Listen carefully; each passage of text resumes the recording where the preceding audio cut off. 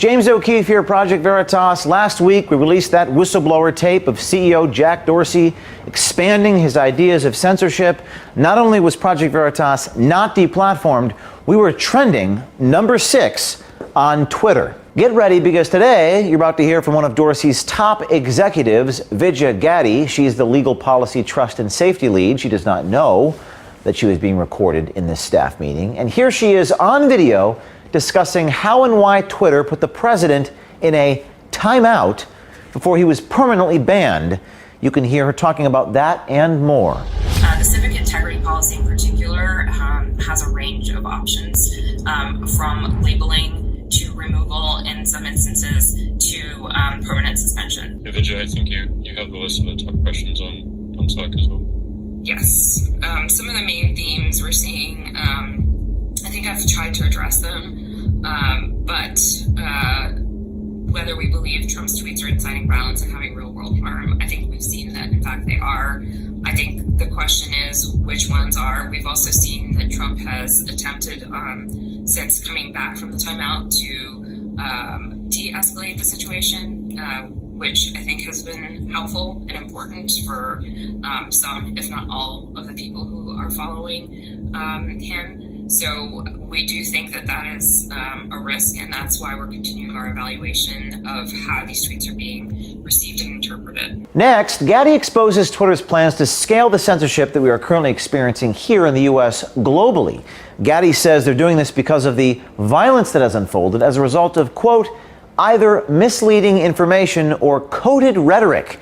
We wonder which leaders will be banned next. Another question that we saw was just around the global application of this and how we can ensure consistency beyond just what's happening in the U.S. right now. Yeah, actually, one of the interesting things is a lot of the work that we've been doing over the last week is work that we've built on in other places around the world where we've seen violence unfold as a result of either misleading information or coded rhetoric.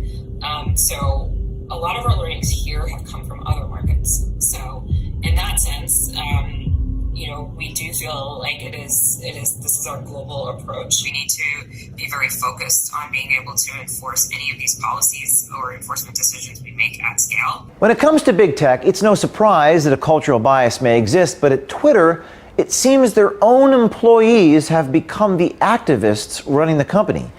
Gaddy sounds almost apologetic to her own staff for initially only putting Trump in a timeout. And then the last question, which, obviously would love Jack's point of view, but have we read the letter from employees demanding Trump to be suspended, and what's our point of view on that? There are certainly good ideas expressed within the letter that speak to the retro and how publicly we need to be about what we've learned about our policies around our actions. One question in particular was just around, the first strike and the 12-hour suspension, and if we consider just the severity of the president's tweets and why we didn't maybe jump a couple steps ahead versus just sticking to the kind of first strike and the 12 hours. Absolutely. We had a really robust discussion about whether it should just be a permanent suspension. At the end of the day, we felt that this punitive action that we were taking was a significant escalation from how we had enforced our civic integrity policy against the president in the past. We felt that it was important to send that message that we were incredibly concerned and that this was a significant violation of our policy. But we also felt that it was important to build trust, to also warn before a permanent suspension of an account of this importance, particularly in light of the fact that there were also messages of conciliation and asking protesters to leave and to be peaceful, etc. So obviously it was a judgment call, and we're relying on judgment of our teams and your leadership, me, Jack, and at the end of the day, that was the judgment that we made. That was the right approach. I can totally see why other people would come to a different conclusion, and it's a reasonable conclusion. And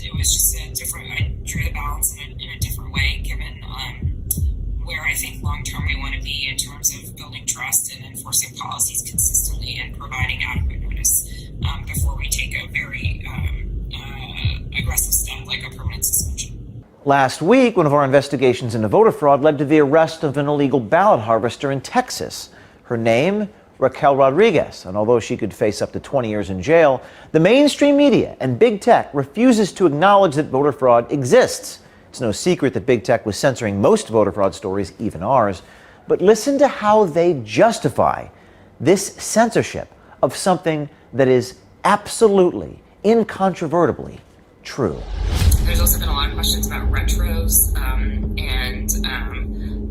of course we're going to do a retro. I mean, we're in the midst of a retro around the election generally. This will be most definitely folded into it. What we saw Wednesday morning was really concerning to us, obviously. So a small team gathered from Trust and Safety. We were discussing the potential for violence to happen, and we decided to escalate our enforcement of the civic integrity policy and use a label that disabled engagements to stop the spread of potentially inflammatory content, which is the content around election interference, election fraud, stealing the election, that type of thing. We think that the severity of what's happening on the ground, coupled with the information that's contained in these tweets, this misleading information about the election being stolen, and massive fraud around the election, are what is changing our analysis of how we should enforce this policy.